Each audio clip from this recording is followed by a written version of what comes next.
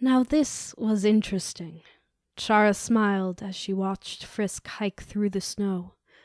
Perhaps she hadn't missed her chance after all. She may not have been able to read Frisk's thoughts, but they'd been together so long that Chara had gotten quite good at reading Frisk's intentions.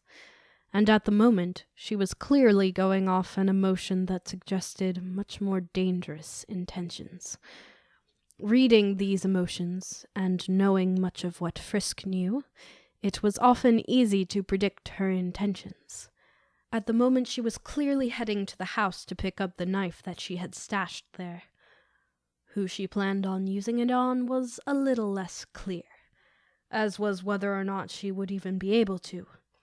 Frisk had gotten quite a lot weaker from years of inaction, but the fact that she was still thinking like this was going to make it quite a lot easier for Chara to awaken the demon. Papyrus watched Frisk stroll into the snowstorm, then glanced up at the stairs towards his room longingly. Even for a skeleton, it was relatively cold out, and having a coat would be really nice for outside travel. Plus he had a new one that he'd really been looking forward to showing off to Frisk. It looked like a jumpsuit jacket, with crisscrossing bones and a giant P on the back. He'd found it at the used items store down the road a few days back. No time now, though. He'd have to do it when they got back. Right now, he had more important things to do, such as being Frisk's protector from a deadly snowstorm. So, with one last look back towards the stairs, he took off into the snowstorm after Frisk. As Frisk made her way through the cold, she found herself surprised at how much of a difference the short time wearing Sans's coat had made. Last time she'd left Papyrus's house, she'd still been somewhat frozen through. This time she felt ready to take on the world. She glanced behind and smiled. Papyrus was indeed there. She felt bad running out without giving much of an explanation to Papyrus. "I'm going to get something to protect myself with. The political immunity ends soon and I'd rather not be defenseless," Frisk yelled over the roar of the wind. She felt a shiver running down her spine. If Chara was conscious, this action was going to make her very, very happy. Doing anything that would make Chara happy bothered her, but Flowey's warning bothered her more. Dangerous opponents, unlike anything she'd ever faced before. He hadn't said those words exactly, but the fact that he'd bothered to warn her implied that. Never before had he felt inclined to do that. "Polly, why?" Papyrus called over the blasting of the wind. He sounded completely and utterly clueless. Frisk smirked at the response. He didn't seem to have any idea what she was talking about. Perhaps Sans had never bothered to explain to him that she wasn't going to be safe down here forever. Wouldn't really be too surprising. She turned her head back forward again, attempting to get her bearings. She was near Megan's house now.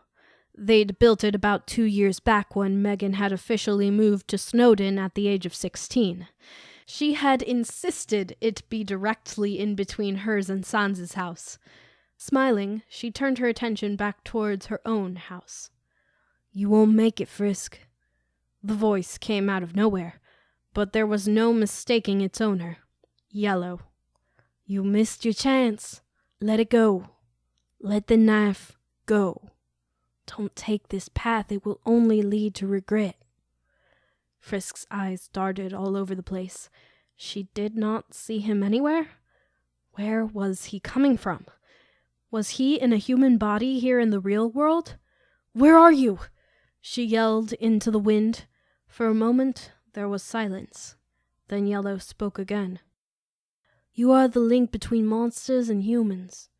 You are the only one who can bring true peace. I promise you, you can succeed where you have failed so many times before. We are all counting on you, Frisk. Never give up, never surrender. Stay determined. We need you. Stay determined." Frisk's eyes shot open, countless memories rushing into her head. She hadn't heard that statement in the last 5 years, but during her run she heard it almost constantly, practically every single time she died, which she'd done quite a lot of, to be honest. It was a memory of a time when King Asgore of the monsters had said it to Chara. Nice Chara. Pretty Chara. The ballroom Chara. The red soul.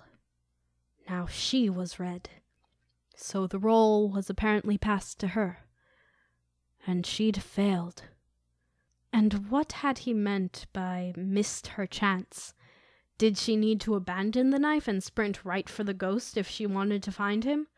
A quick glance at her pocket watch disproved that theory, though. And why did she even care what he said? She had no way of knowing if he could be trusted. Then she realized that he had fallen silent. "Yellow?" Frisk asked cautiously. "Yellow?" "Nothing." "Fine. Be silent." He was. Frisk sighed. Usually, in a case like this, she'd try one route, and if it failed, she'd try the other. That wasn't an option anymore, though. Made the path she was on that much more important. But her mind had already decided that the events of one run weren't that important. It had always been a strange sort of paradox. She could always go for the knife after the Gaster thing, she decided. Regardless of what her pocket watch said, she couldn't shake the unsettling feeling that had come at Yellow's words. "Wait, Papyrus! The movies!" she called out and turned abruptly. "We can go there first, don't want to miss." Papyrus stopped running and simply stood there, blocking her way. He looked confused, probably because her words really hadn't made a lot of sense. There was more to his stance, though. It spoke of an emotion she'd known all too well at one point. Papyrus was filled with determination. "There is no way I'm letting you roam about during a blizzard without anything warmer."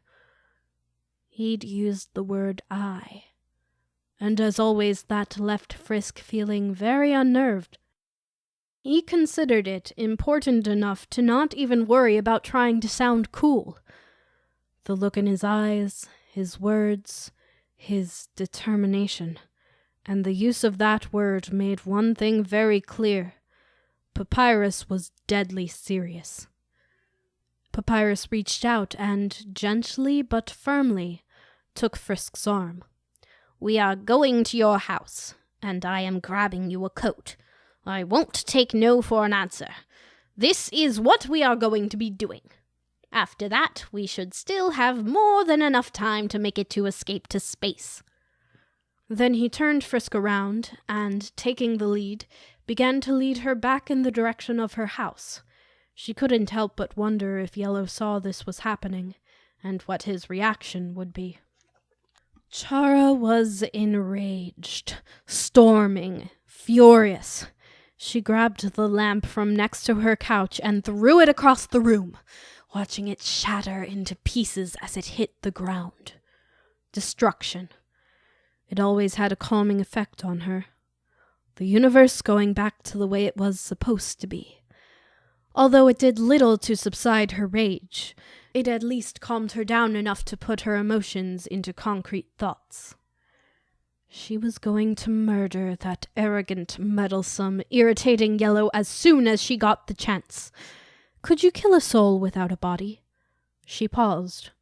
Was the Yellow Soul a soul without a body? Either way, she was going to have to dispose of him as quickly as possible. There was only room for one person to direct Frisk's path, and Chara had worked so hard to help Frisk become the mindless killer she had always been meant to be. No blasted, manipulating Yellow Soul was going to ruin this for them. Frisk didn't argue. She'd learned a long time ago that when Papyrus got like this, one did not even attempt to debate. It did no good. He was one of, if not the, most stubborn people she had ever met. and it showed through the most when he was actually taking things seriously. Like right this moment, for instance. She wondered what had brought it about, her mind drifting back to the mysterious building where Papyrus had been ignoring her. What exactly had he thought was going on then? Did it have anything to do with his peculiar attitude now? They came to a small cabin that Toriel and Frisk called home. It was a simple house, built with only one story. There were 5 rooms. To the left, a living room with a kitchen branching off of it. On the other right side of the living room, there was a hallway with 2 rooms. One was Toriel's bedroom, the other was Frisk's. The hallway also had a horizontal mirror, a water sausage, and a cactus. Walking up to the door, Frisk unlocked it with the keychain she always had hanging from her phone. The phone was a gift from her mother, the keychain from Megan's older sister Alfie's. It had been given to her on one of her birthdays, and Alfie's had been a surprise guest. The keychain was a red metal band in the shape of a heart. Frisk stepped inside and flipped on the lights. She liked the house, clearly fashioned to look just like the ones in Old Home and New Home. Despite all the nightmarish things she'd had happen to her in both locations, it felt oddly safe and comforting. As long as she stood inside it, she always felt safe and protected. While there, she always felt as if she could hide away forever. A part of her wanted to stop and smell the wood, run her hands along the table, do the sort of things that always calmed her down. But she was in a hurry. The movie would certainly have enough of a calming effect to counteract everything that she had been through so far, so she could worry about that after the whole Gaster adventure. Papyrus followed her into the house, smiling as he walked around. This was his second favorite building in the underworld. The first was his house because it was full of the great Papyrus's awesomeness, but this place was a close second. There was just one thing about this house that he did not approve of. It was way too lacking in the puzzles department. Sure, his house didn't have many either, but Sans always had weird things lying around that anybody who entered would puzzle over. Like the book on the table, for instance. There was something about this cabin that he hadn't felt since, well, as long as he could remember. Hundreds upon hundreds of years. It felt safe, cozy, peaceful. And the fact that it was where Frisk lived was a bonus.